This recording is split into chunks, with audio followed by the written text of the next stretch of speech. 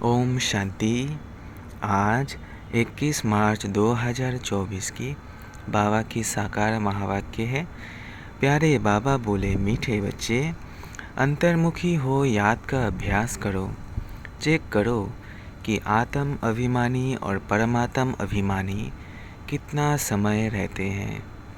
प्रश्न: जो बच्चे एकांत में जाकर आत्म अभिमानी बनने का प्रैक्टिस करते हैं, उनकी निशानी क्या होगी? उत्तर: पहला, उनके मुख से कभी उल्टा सुल्टा बोल नहीं निकलेगा।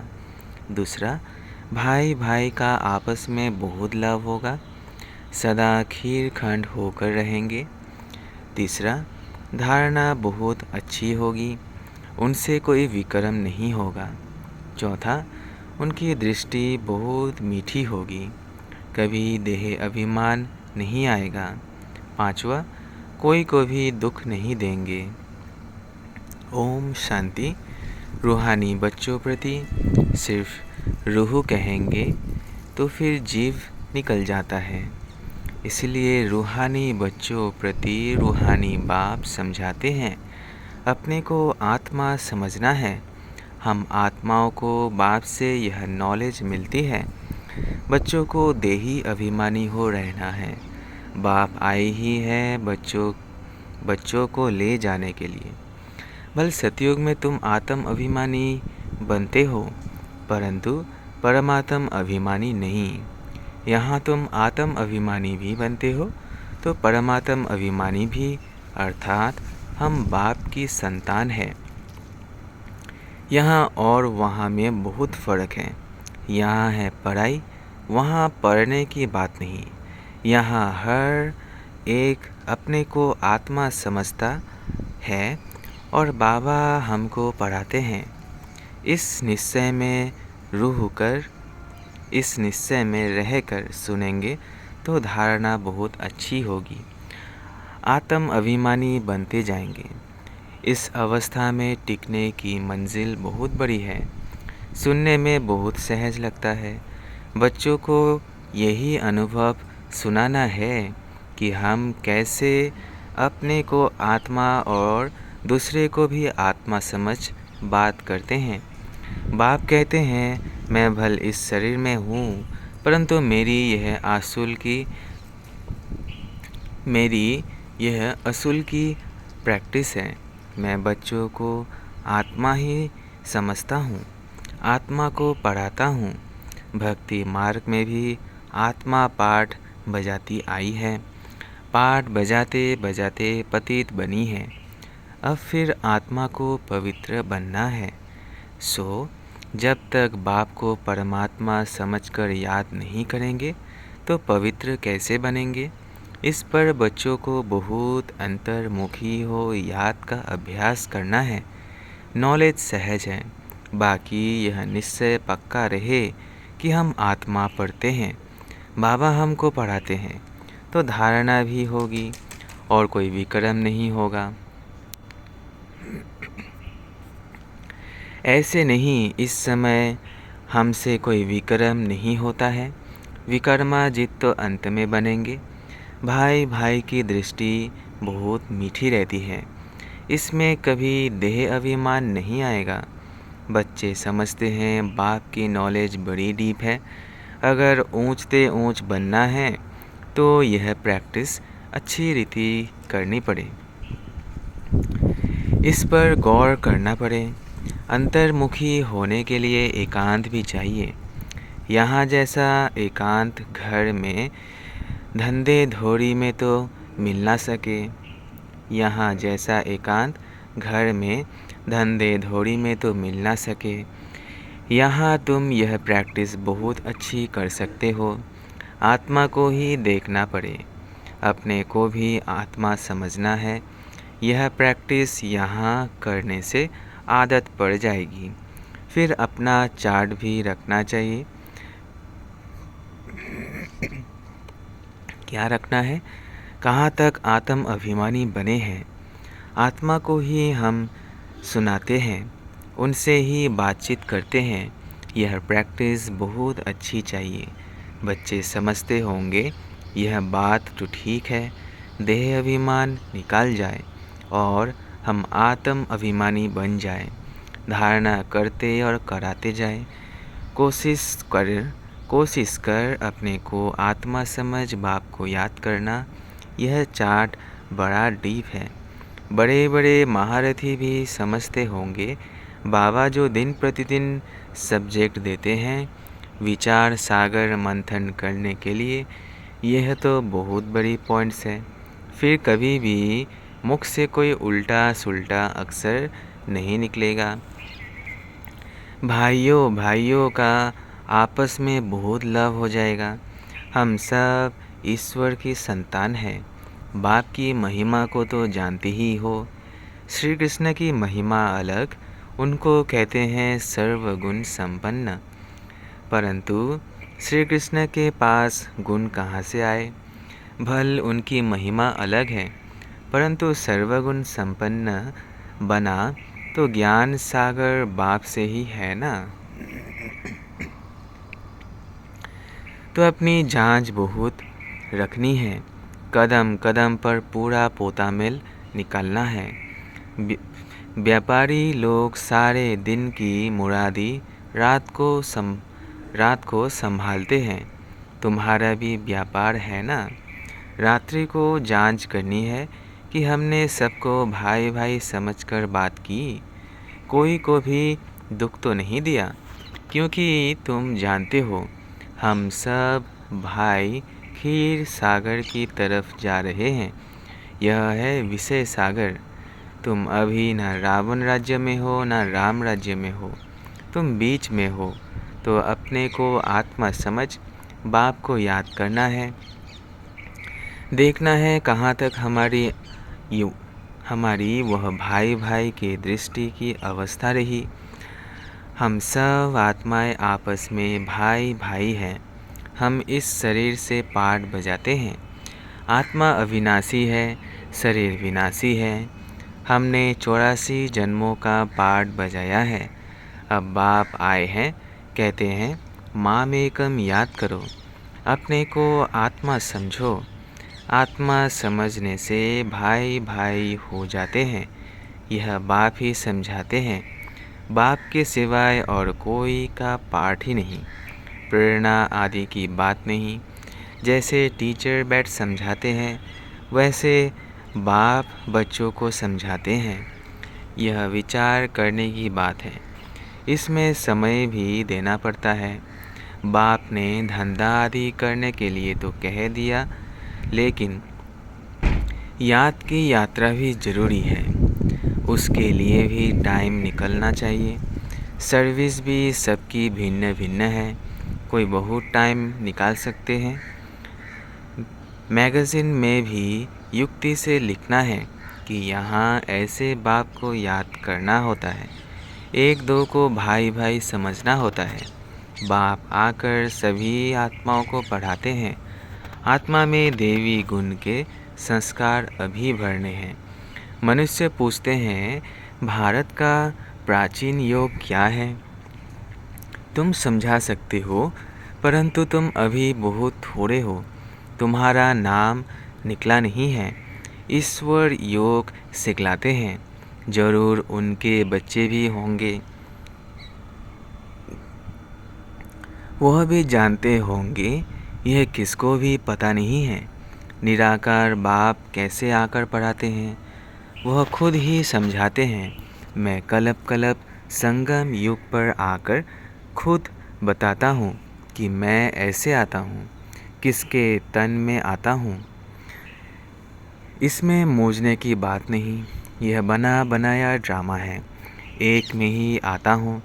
प्रजापिता ब्रह्मा द्वारा स्थापना। वह मुरब्बी बच्चा पहले पहले बनते हैं। आदि सनातन देवी देवता धर्म स्थापन करते हैं, फिर वही पहले नंबर में आते हैं। इस चित्र पर समझानी बहुत अच्छी है। ब्रह्मा सो विष्णु, विष्णु सो ब्रह्मा कैसे बनते हैं, यह और कोई समझा ना सके। समझाने की युक्ति चाहिए। अभी तुम जानते हो बाबा कैसे देवता धर्म की स्थापना कर रहे हैं, कैसे चक्र फिरता है, इन बातों को और कोई जान ना सके। तो बाप कहते हैं, ऐसे ऐसे युक्ति से लिखो। यथार्थ योग कौन सिखला सकते हैं? यह मालूम पड़ जाए तो तुम्हारे पास ढेर आ जाए। इतने बड़े आश्रम जो है सब हिलने लग पड़ेंगे। यह पिछाड़ी को होना है। फिर वंडर खाएंगे कि इतनी सब संस्थाएं भक्ति मार्ग की है, ज्ञान मार्ग की एक भी नहीं। तभी तुम्हारी विजय होगी। यह भी तुम जानते हो, हर 5000 वर्ष के बाद बाप आते हैं। बाप द्वारा तुम सीख रहे हो, औरों को सिखलाते हो, कैसे किसको लिखत में समझाना है।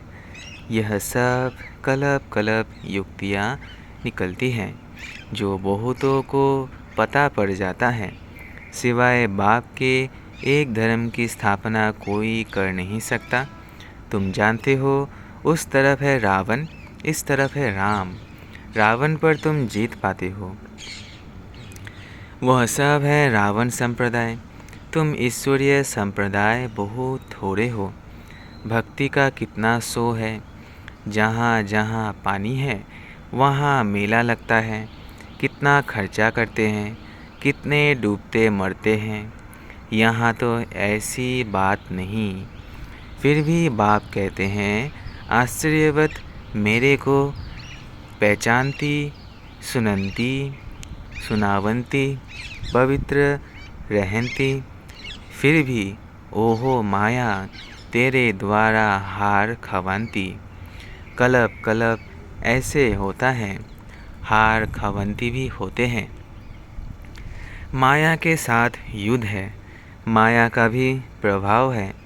भक्ति को तो हिलना ही है। आधा कल्प तुम प्रारब्ध भोगते हो, फिर रावण राज्य से भक्ति शुरू होती है। उनकी निशानियाँ भी कायम है। विकार में जाते हैं, फिर देवता तो रहे नहीं। कैसे विकारी बनते हैं, यह दुनिया में कोई जानते नहीं।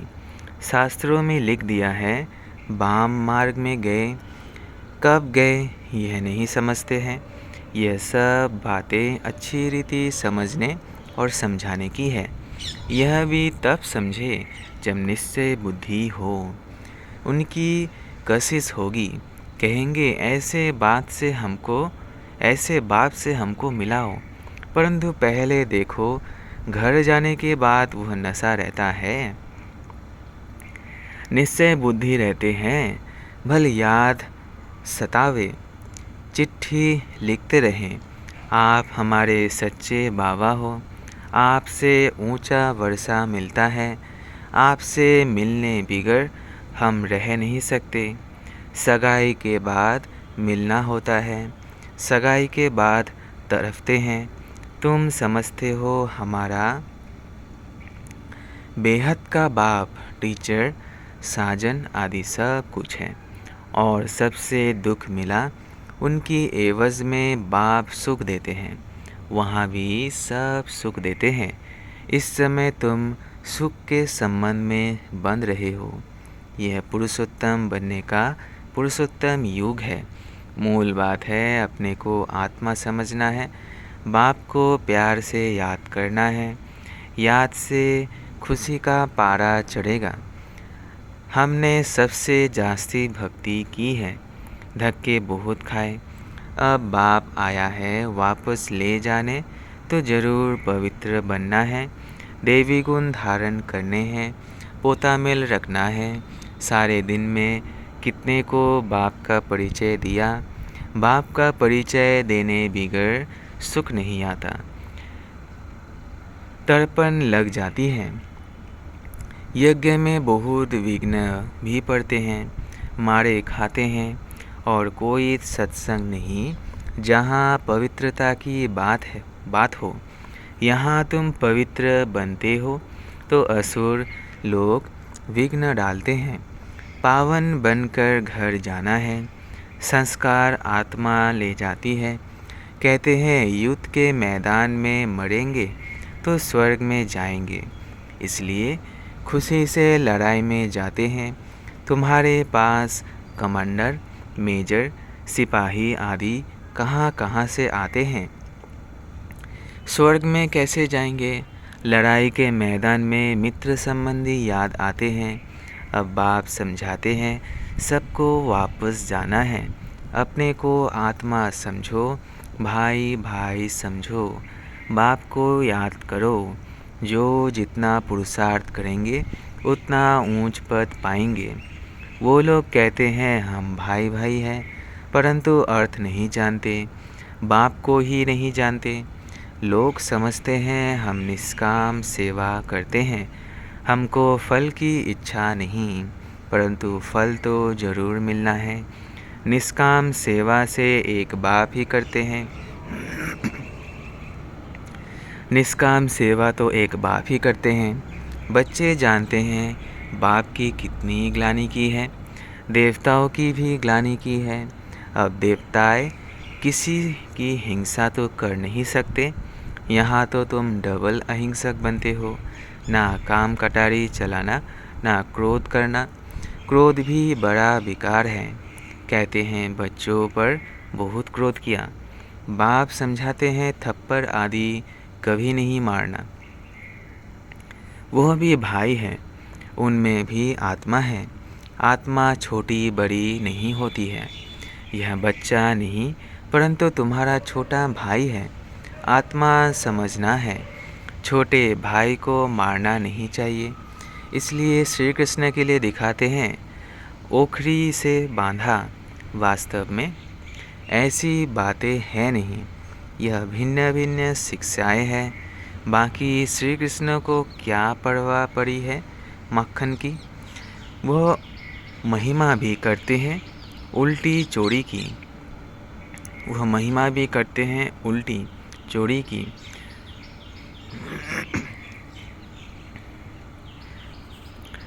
तुम महिमा करेंगे सुलटी। तुम कहेंगे वह तो सर्वगुण संपन्न 16 कला संपूर्ण है, परंतु यह ग्लानि की भी ड्रामा में नूंद है। अभी सब तमो प्रधान बन पड़े हैं, बाप आकर सतो प्रधान बनाते हैं। पढ़ाने वाला है बेहद का बाप, उनकी मत पर चलना पड़े। डिफ़िकल्ट से डिफ़िकल्ट यह सब्जेक्ट है। पद भी तुम कितना ऊंच पाते हो। अगर सहज हो तब सब इस इम्तिहान में लग जाए। इसमें बड़ी मेहनत है। देह अभिमान आने से विक्रम बन जाएंगे। इसलिए छुई मुई का दृष्टांत है। बाप को याद करने से तुम खड़े हो जाएंगे। भूलने से कुछ न कुछ भूल हो जाएगी, पद भी कम हो पड़ता है। शिक्षा तो सबको दी है, जिसकी बाद में गीता बनाई है। गरुड़ पुराण में रोचक बातें लिखी है, जो मनुष्यों को डर लगे। रावण राज्य में पाप तो होते ही है, क्योंकि है ही कांटों का जंगल। बाप कहते हैं दृष्टि को भी बदलना है। बहुत समय से हीरे हुए हैं, इसलिए शरीर की तरफ प्यार चला जाता है। विनाशी चीज़ से प्यार रखने से फ़ायदा ही क्या। अविनाशी से प्यार रखने में अविनाशी बन जाता है। बच्चों को यही डायरेक्शन है। चलते उठते बैठते चलते फिरते बाप को याद करो। अच्छा, बाबा याद प्यार देते। मीठे मीठे सिकिलधे बच्चों प्रति माता पिता बाप दादा का याद प्यार और गुड मॉर्निंग। रूहानी बाप की रूहानी बच्चों को नमस्ते। हम रूहानी बच्चों की रूहानी माता पिता बाप दादा को याद प्यार, गुड मॉर्निंग और नमस्ते नमस्ते नमस्ते। शुक्रिया बाबा, शुक्रिया। धारणा के लिए मुख्य सार पहला है, शरीर विनाशी है, उससे प्यार निकाल। अविनाशी आत्मा से प्यार रखना है। अविनाशी बाप को याद करना है। आत्मा भाई भाई है, हम भाई से बात करते हैं, यह अभ्यास करना है। दूसरा है, विचार सागर मंथन कर अपनी ऐसी अवस्था बनानी है जो मुख से कभी कोई उल्टा सुल्टा बोल ना निकले। कदम कदम पर अपना पोतामेल चेक करना है। वरदान: निमित्त और निर्माण भाव से सेवा करने वाले श्रेष्ठ सफलता मूर्त भव। निमित्त और निर्माण भाव से सेवा करने वाले श्रेष्ठ सफलता मूर्त भव। सेवाधारी अर्थात सदा बाप समान निमित्त बनने और निर्माण रहने वाले। निर्माणता ही श्रेष्ठ सफलता का साधन है। किसी भी सेवा में सफलता प्राप्त करने के लिए नम्रता भाव और निमित्त भाव धारण करो। इससे सेवा में सदा मौज का अनुभव करेंगे। सेवा में कभी थकावट नहीं होगी। कोई भी सेवा मिले, लेकिन इन दो विशेषताओं से सफलता को पाते सफलता स्वरूप बन जाएंगे। स्लोगन है: सेकंड में विदेही बनने का अभ्यास हो तो सूर्यवंशी में आ जाएंगे। सेकंड में विदेही बनने का अभ्यास हो तो सूर्यवंशी में आ जाएंगे। अच्छा, ओम शांति, ओम शांति, ओम शांति। शुक्रिया बाबा, शुक्रिया।